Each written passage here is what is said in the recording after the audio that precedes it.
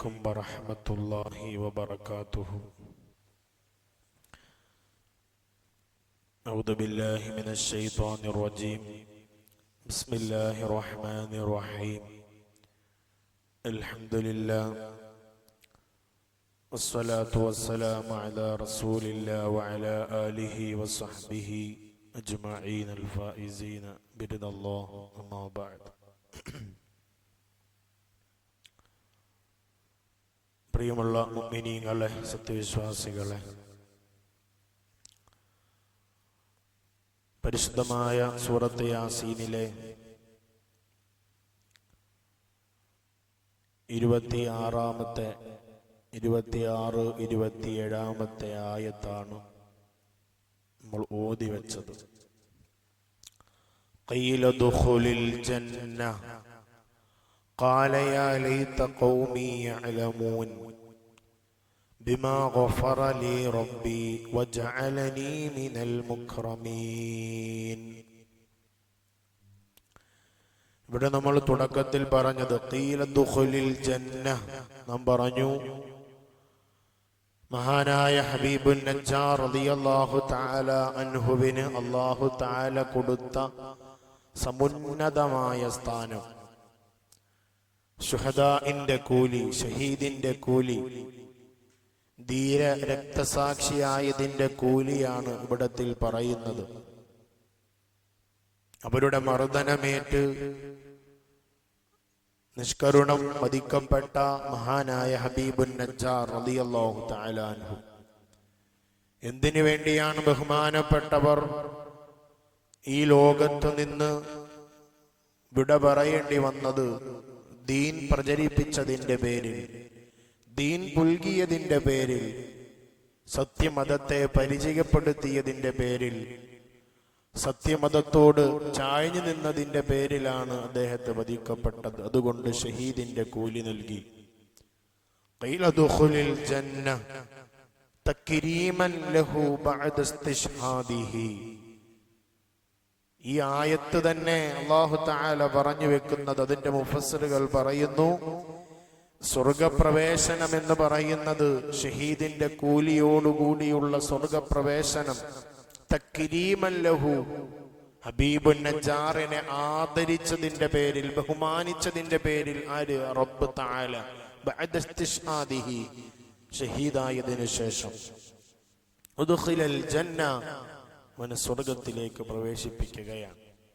എങ്ങനെ? വെറുതെയല്ല. ഫലമ്മാ ദഖലഹാ വശാഹദ മാ ഫീഹാ മിനൻ നഈം, സമുന്നതമായ പ്രതിഫലങ്ങളുടെ കൂമ്പാരങ്ങൾ നൽകിക്കൊണ്ട് ഹബീബുൻ നജ്ജാറിനെ സ്വർഗത്തിലേക്ക് പ്രവേശിപ്പിച്ചു.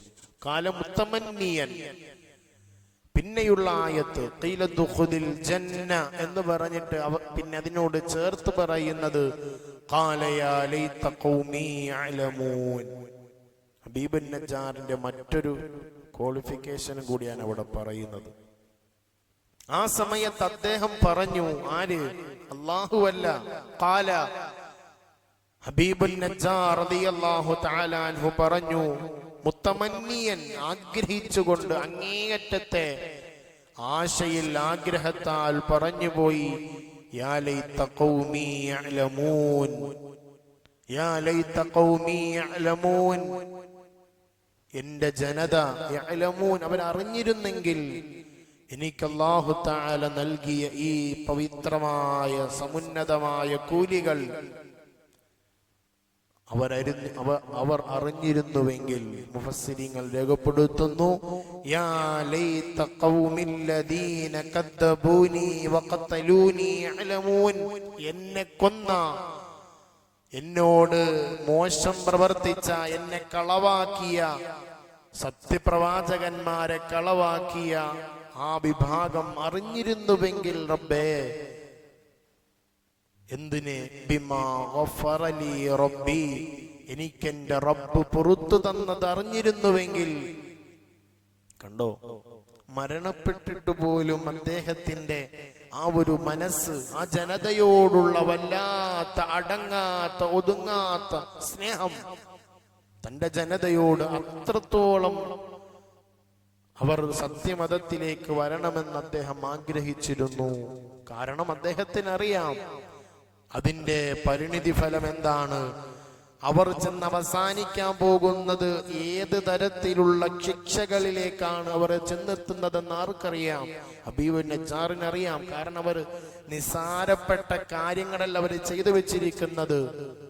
സത്യത്തെ എതിരായിട്ട് പ്രവർത്തിച്ചു എന്നുള്ളത് മാത്രമല്ല, സത്യപ്രവാചകന്മാരെയാണ് അവർ അവഗണിച്ചത്, അവർ കൊലപ്പെടുത്താൻ ശ്രമിച്ചത്, അവർ മർദ്ദിച്ചത്, ക്രൂശിച്ചത്. അതുകൊണ്ട് എങ്ങനെയെങ്കിലും അവരെ തന്റെ പക്ഷത്തേക്ക് കൊണ്ടുവരണമെന്ന് വലിയ ആഗ്രഹമുണ്ടായിരുന്നു. എന്നിട്ടും അതുകൊണ്ടാണ് അദ്ദേഹം വഫാത്തായിട്ടും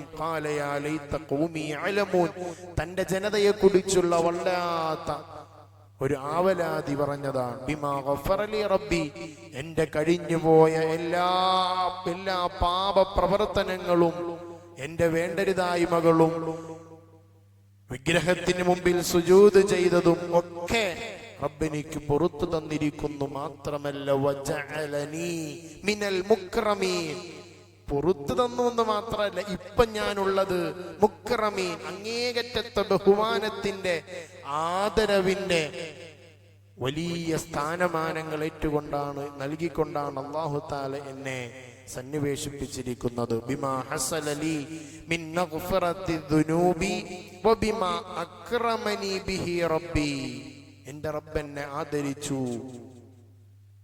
എന്തിനാണ് അദ്ദേഹം ഇത് പറയുന്നത്?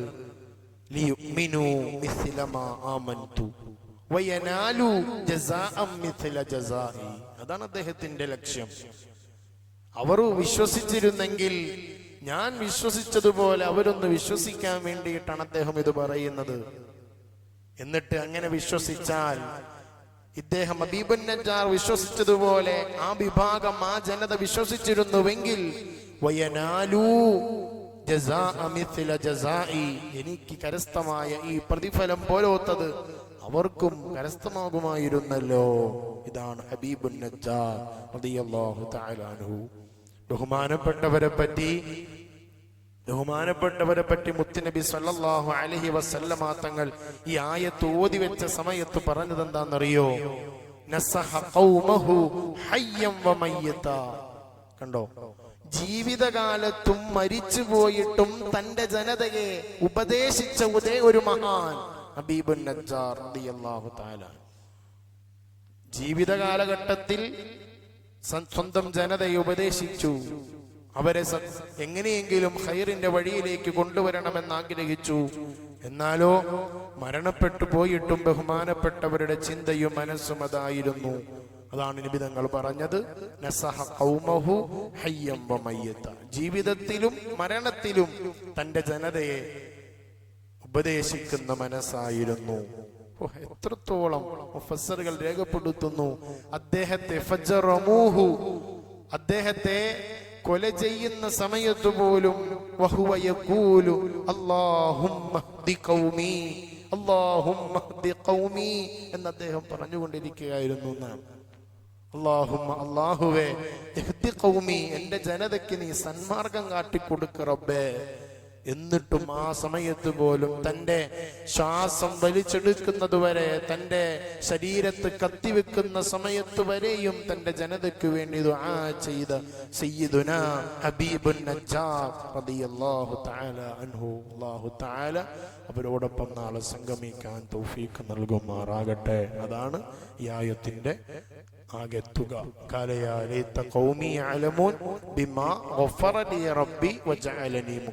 അല്ലാഹു എനിക്ക് തന്ന ഈ സ്ഥാനം, ഈ പുറത്തു നൽകൽ, ഈ സ്വർഗപ്രവേശനം, ഇതൊക്കെ അവരറിഞ്ഞിരുന്നുവെങ്കിൽ അവരും ഭാഗ്യവാന്മാരായി പോയനല്ലോ. ഇന്ന് അവരുടെ അവസ്ഥ അതിദയനീയമാണ്, പ്രയാസകരമാണ്, ഭീതിജനകമാണ്.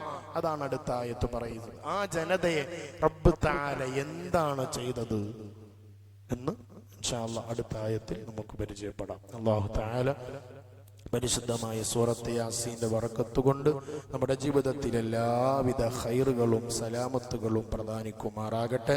മരണപ്പെട്ടു പോയവർക്ക് മഗ്ഫിറത്ത് നൽകുമാറാകട്ടെ. രോഗികൾക്ക് ശിഫ നൽകുമാറാകട്ടെ. ആമീൻ.